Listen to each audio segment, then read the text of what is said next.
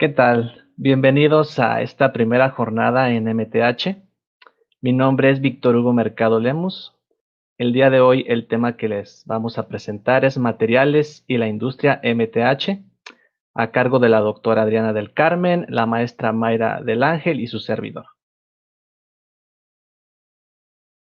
Indiscutiblemente, cuando hablamos de moldes, troqueles y herramientales es entrar dentro del tema de materiales, por lo que vamos a hacer una breve introducción acerca de la historia de los materiales. Veamos qué nos dice esta diapositiva. Todo comenzó hace unos 2.6 millones de años, cuando un antecesor nuestro, el Australopithecus, y unos 200.000 años más tarde, el Homo habilis, en algún lugar de África Oriental se entretenían golpeando dos piedras entre sí. Al hacerlo, una de ellas se fracturó, exponiendo bordes muy filosos. Nuestro antecesor comprobó que con esa piedra filosa podría cortar fácilmente ramas de árboles, cortar alimentos, cazar más fácilmente los animales de los que se alimentaba y defenderse de aquellos que le resultaban peligrosos. Como pueden ver en la diapositiva, la historia del ser humano está envuelta en materiales y gracias a ellos es que somos lo que hemos llegado a ser ahora, ¿no? Veamos la siguiente diapositiva. Nos dice, tal es la importancia de los materiales en la vida del hombre que la historia de la humanidad suele dividirse en periodos asociados a los materiales dominantes en esa época. No sé si los presenten No sé si los presentes recuerden cuáles son esas épocas. Bueno, recordémoslas. La edad de piedra, la edad de cobre, la edad de bronce, la edad de hierro y la edad del silicio. Como podemos ver, son tan importantes los materiales en la historia de la humanidad que incluso la historia lleva el nombre de los materiales de los cuales tuvieron más auge en esa determinada época. Bueno, no todo ha sido fácil en cuestión de materiales. Como podemos ver en la diapositiva, en el lado superior izquierdo, vemos un puente de la época del Imperio Romano que data del 27 antes de Cristo a aproximadamente el 476 después de Cristo.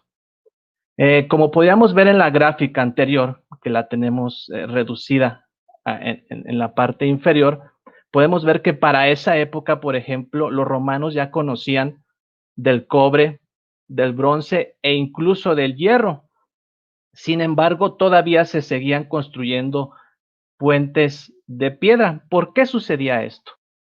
Bueno, pues porque era difícil su producción en masa.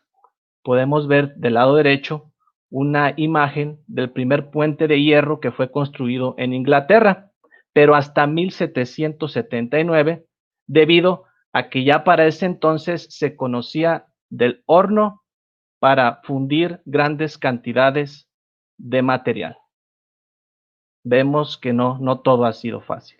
Ha habido diferentes dificultades a lo largo del tiempo en relación a los materiales. Un caso similar al del hierro es el del aluminio. Veamos qué nos dice la diapositiva. En épocas recientes, un metal que influyó mucho en las actividades del hombre fue el aluminio. Pese a que los minerales de aluminio son muy abundantes en la corteza terrestre, es muy difícil la separación del metal. En 1846 se podía producir pequeñas cantidades de aluminio, pero por un método muy costoso. Como resultado, el aluminio en esa época era más caro que el oro.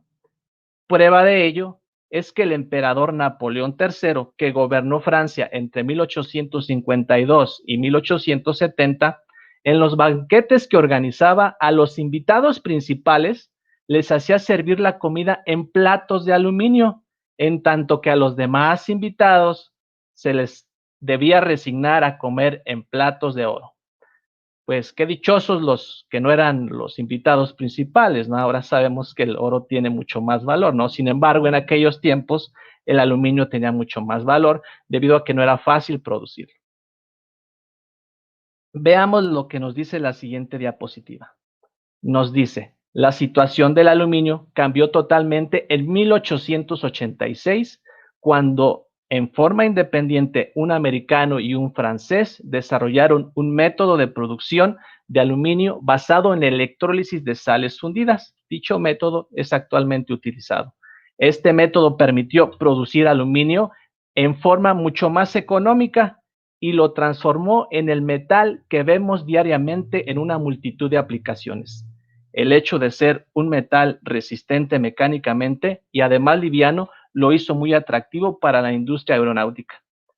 Yo creo que no podríamos concebir la evolución de la industria aeronáutica si no se hubiera descubierto la forma de producir en masa el aluminio, debido a sus propiedades de resistencia y ligereza que la hacen muy propio para la construcción de aviones, ¿no? Ahí va una pregunta. ¿Cuál material es el de mayor producción actualmente? ¿Cuál creen que sea ese material? ¿El bronce? ¿El cobre? ¿El hierro? ¿El aluminio? Bueno, veamos. Si su respuesta fue el hierro y el acero, acertaron. Actualmente, el 95.45% del peso de los metales producidos corresponde al hierro y al acero, mientras que el peso de todos los demás juntos no alcanza ni el 5% del total. Ahora vamos a entrar hacia la clasificación de los materiales que podemos encontrar en la industria de moldes, troqueles y herrametales, y incluso en muchas otras industrias. ¿Cuáles creen que sean estos tipos de materiales? Vemos 4 grupos de figuras, vamos a descubrirlos. La primera imagen corresponde a los metales. La del centro corresponde a los polímeros. La del lado derecho de la presentación a los cerámicos y la de la parte inferior a los materiales compuestos. Hablemos un poquito de los metales y sus características. Materiales metálicos son aquellos que están compuestos básicamente por uno o más metales. También pueden contener otros materiales como el carbono. Los materiales metálicos cuyo componente principal es el hierro son llamados materiales férricos. Ejemplos de estos son el hierro y el acero. Mientras que los materiales metálicos obtenidos a partir de otros metales son llamados materiales no férricos, como en el caso del zinc y el cobre. Hablemos un poquito de las aleaciones. Bueno, una aleación es un material metálico que se obtiene al fundir y dejar que solidifique una mezcla de un metal con otros materiales, casi siempre otros metales. El producto resultante tiene características metálicas y alguna propiedad que no tenían los componentes por separado. Por ejemplo, el latón, que es una mezcla de cobre y zinc y que resulta mucho más duro que cualquiera de sus componentes por separado, así como tener una mejor resistencia eléctrica. ¿Qué propiedades tienen los materiales metálicos? Ustedes me desmentirán si no es cierto. Conducen bien el calor y la electricidad. Tenemos el caso del cobre que lo utilizamos actualmente en instalaciones eléctricas porque es muy buen conductor de electricidad. Por ejemplo, otra característica, su aspecto presenta un cierto brillo. Otra característica, a temperatura ambiente suelen ser sólidos a excepción del mercurio.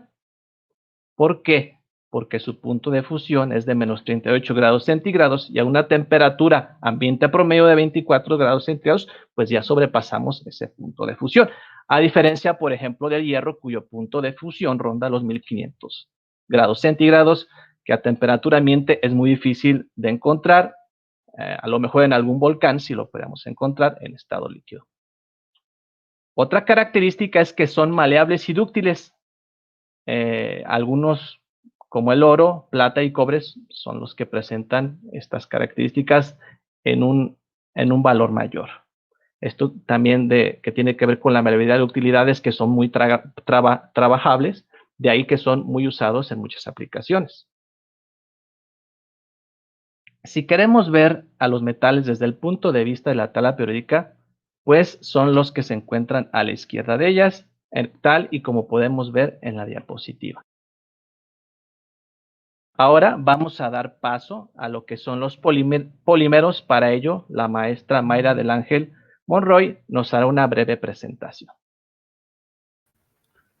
Muy bien, pues buenos días. Vamos a ver qué son los polímeros. Bueno, seguramente hemos oído hablar del polipropileno. Bueno, pues el polipropileno, ¿de dónde vendrá? Miren, tenemos los polímeros, a diferencia, por ejemplo, de los metales. Básicamente los polímeros están formados por carbono, hidrógeno y algunos componentes, y son materiales, se consideran materiales orgánicos, aunque pueden tener algunos átomos como silicio, que no diferentes, ¿no? Bueno, entonces el polipropileno lo podemos obtener de su monómero o de una molécula que es el propileno. Estos materiales se caracterizan, pues, entonces, podemos definir entonces a los polímeros como macromoléculas constituidas por una o varias unidades estructurales, que es lo que llamamos monómeros. Y para su su nomenclatura, generalmente utilizamos el prefijo poli, que significa muchos, y mero, que significa unidad. Bueno, ¿cómo podemos clasificar a estos polímeros?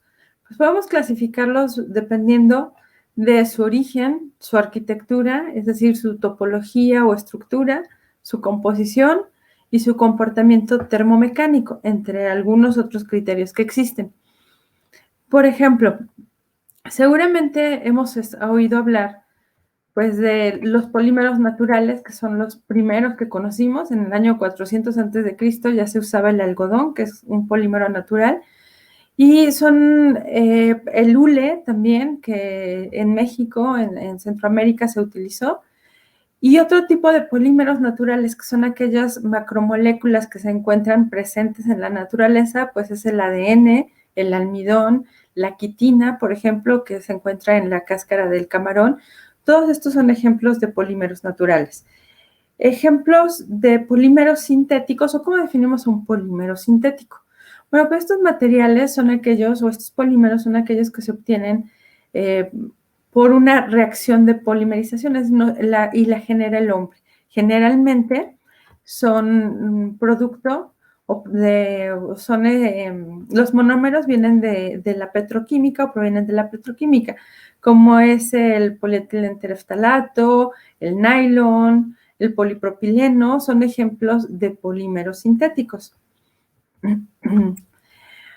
Otra manera de clasificar a los polímeros, pues es de acuerdo a su arquitectura, y seguramente han escuchado hablar de polímeros lineales o ramificados, pero también pueden ser por hiperramificados, cepillo o estrella. ¿De qué dependen que estos polímeros tengan esta forma en su cadena?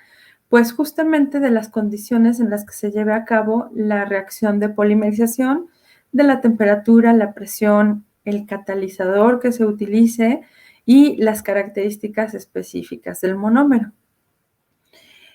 Y podemos tener monómeros cuya unidad repetitiva sea la misma, y estaríamos hablando de un homopolímero, como es el polipropileno, y hay también copolímeros. Llamamos copolímeros a aquellos materiales que están formados por más de una unidad repetitiva. Ejemplo de ellos, pues podría ser copolímero estireno-butadieno, por ejemplo. Y estos copolímeros pueden estar, dependiendo de cómo estén ordenados los monómeros, pueden ser alternados, al azar o en bloques. Muy bien. Todas estas propiedades de los polímeros, es decir, su arquitectura, su composición, va a determinar en buena medida cómo se van a comportar termomecánicamente hablando, es decir, aplicando con la temperatura y aplicando ciertos esfuerzos.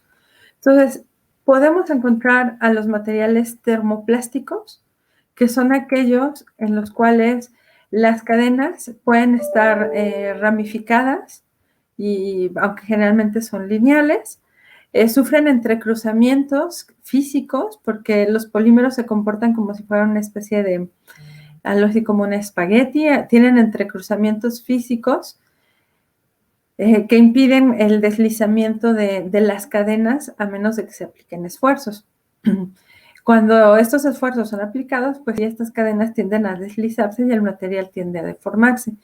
En general son polímeros que a altas temperaturas se vuelven flexibles, lo cual los hace que se puedan reciclar se puedan reciclar con facilidad.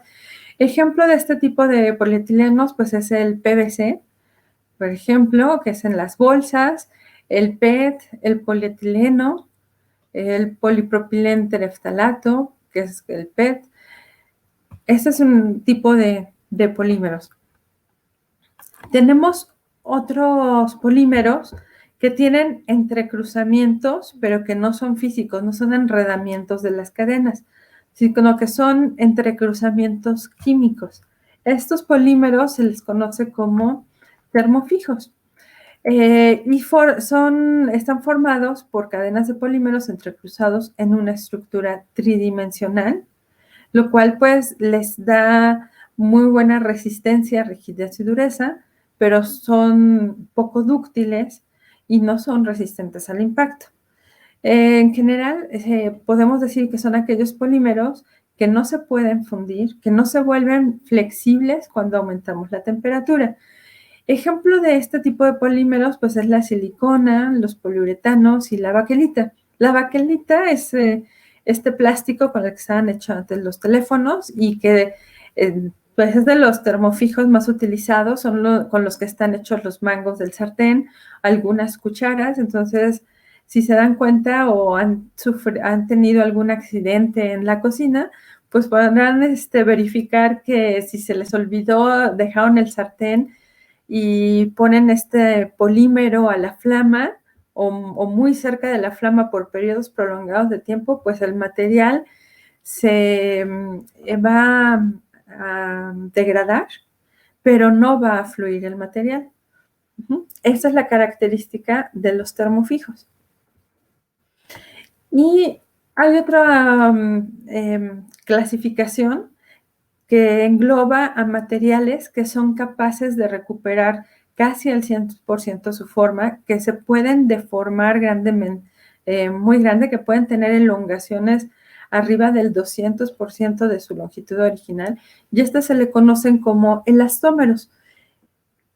Este tipo de materiales, pues sí tienen entrecruzamientos, pero no son entrecruzamientos, la densidad de entrecruzamientos, el número de entrecruzamientos no es tan grande como los termofijos, de tal manera que, bueno, y ejemplo de estos polímeros, pues son el neopreno, el caucho, que el caucho pues sufre un proceso de entrecruzamiento con azufre, que es lo que se conoce como vulcanización, y que es lo que les da la forma o que permite que este caucho pues forme parte de la formulación de las llantas, y es lo que le confiere esa propiedad de poder absorber esfuerzos, porque al momento en que yo lo golpeo o lo quiero deformar, pues se deforma ligeramente, pero después recupera su forma original, liberando los esfuerzos y no se deforma de manera permanente. Entonces, este tipo de elastómeros pues tiene muchas aplicaciones. Una, porque muchos son resistentes químicamente hablando, pero la otra es por justo lo que les comentaba, esa capacidad de absorber esfuerzos, lo cual hace que pues los usemos mucho por ejemplo, en los vehículos, en amortiguadores, en las llantas.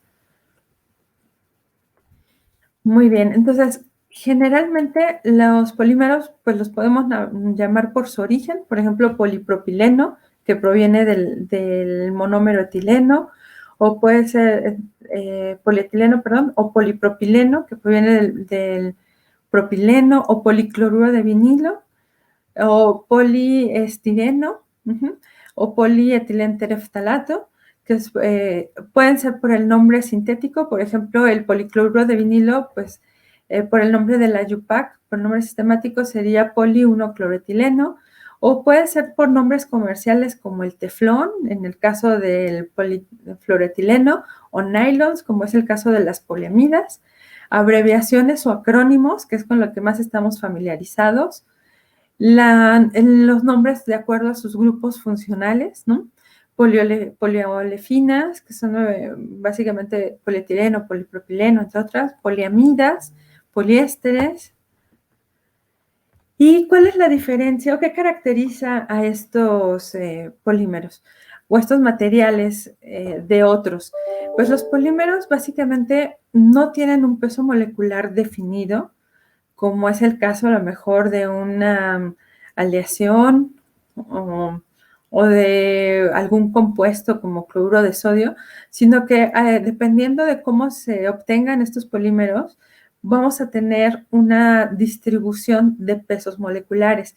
Esa distribución puede ser estrecha y nos dará muy buenas propiedades mecánicas, pero tendremos algunos problemas para procesarlo si su peso molecular es alto. O puede ser muy ancha y nos estará hablando que tenemos diferentes cantidades de cadenas, unas con pesos moleculares altos, otras con pesos moleculares muy grandes, y habrá cadenas que tienen un peso molecular promedio.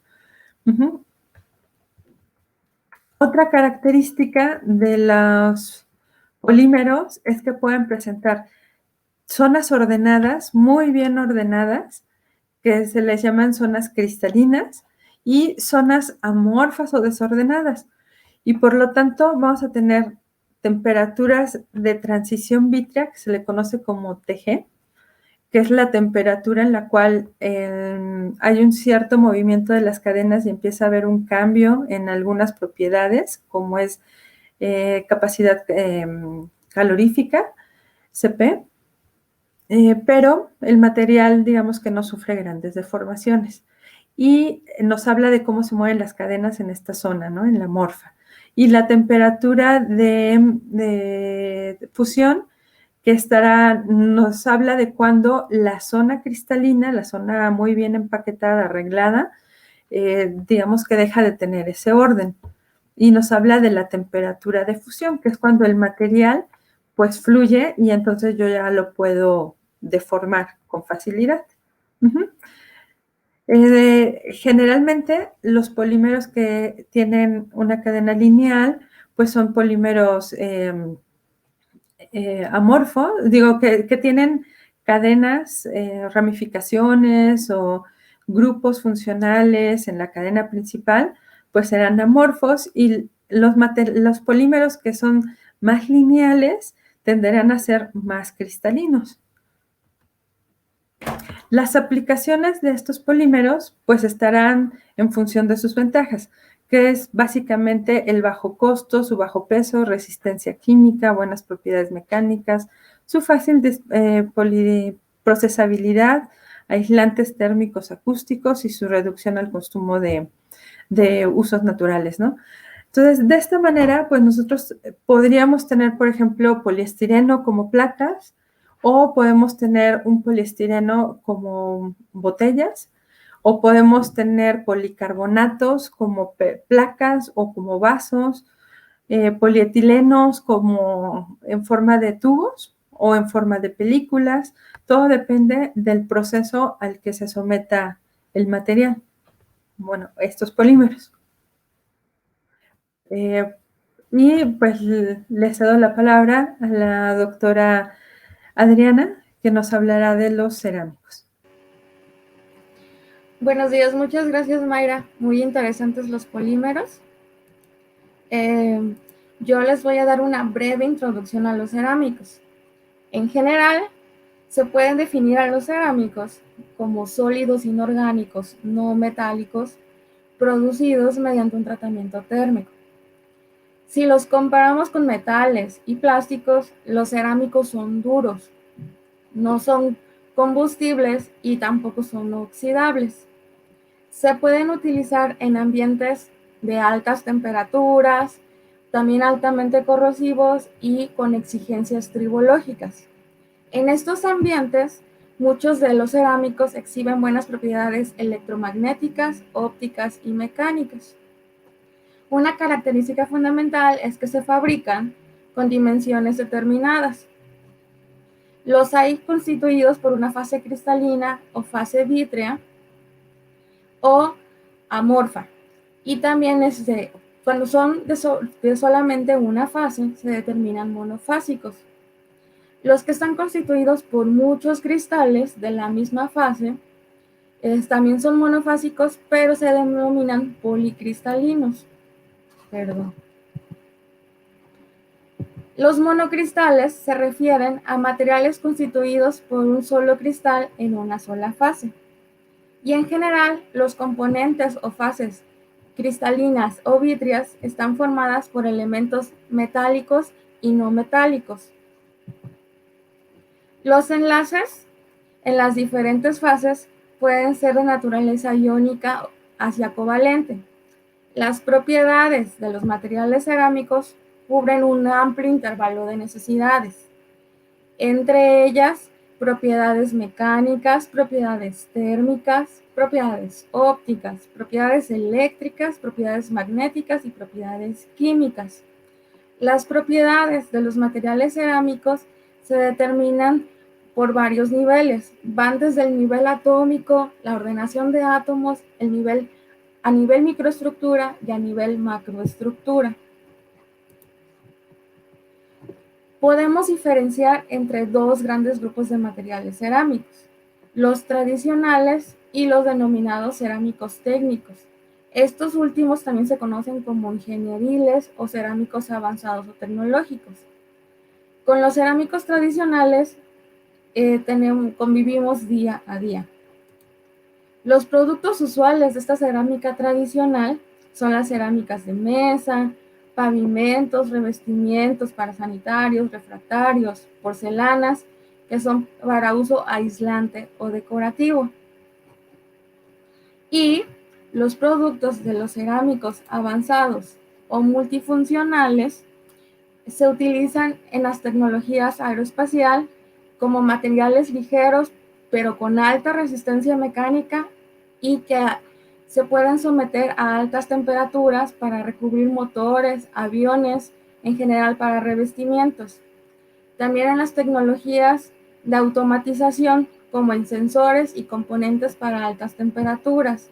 En la tecnología biomédica, los encontramos en general para implantes de huesos o dientes. En las tecnologías de óptica y fotónica, los vamos a encontrar en fibras ópticas, en amplificadores láser, en lentes. Y en electrónica los vamos a encontrar en condensadores, sustratos de circuitos integrados, aislantes. Y en energía, en general, en celdas de combustible. Algunos ejemplos de cerámicos avanzados son los carburos, como el carburo de silicio, carburo de tungsteno, carburo de titanio, carburo de tantalio, carburo de cromo y carburo de boro. También los nitruros, como ejemplos de nitruros son el nitruro de silicio, nitruro de boro, nitruro de titanio y oxinitruro cerámico o el cialón.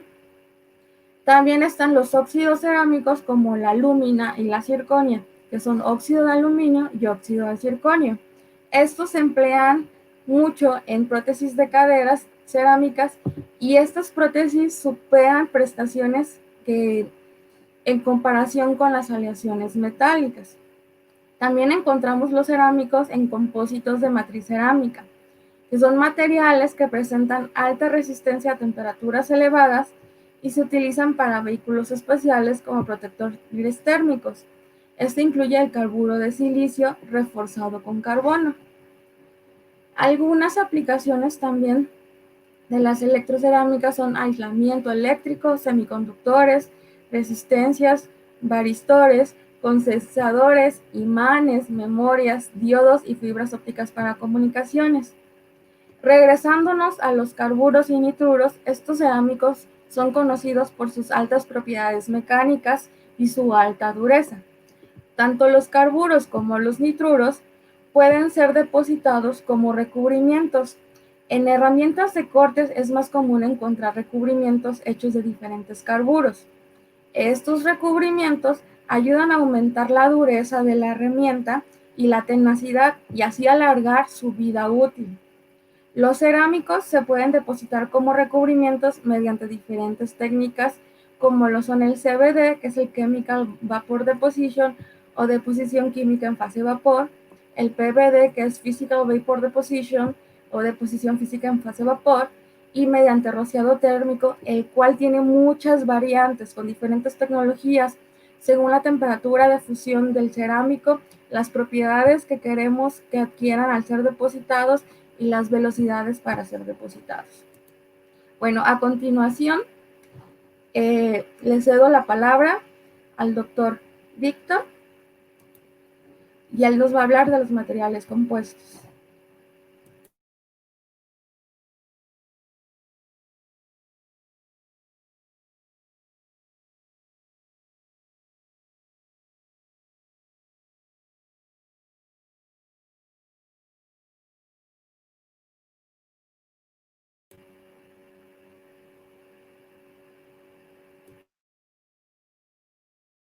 Sí, gracias Adriana, gracias Mayra, perdón, tenía micrófono bloqueado. Gracias por sus presentaciones. Yo les voy a hablar de lo que son los materiales compuestos. ¿Qué características presentan los materiales compuestos? Bueno, los materiales compuestos son los que se forman por la unión de dos o más materiales para conseguir la combinación de propiedades que no es posible obtener de los materiales originales. Otra característica es que están formados por dos o más componentes distinguibles físicamente y separables mecánicamente. Otra característica es que sus propiedades mecánicas son superiores a la simple suma de las propiedades de sus componentes, es decir, que hacen muy buena sinergia.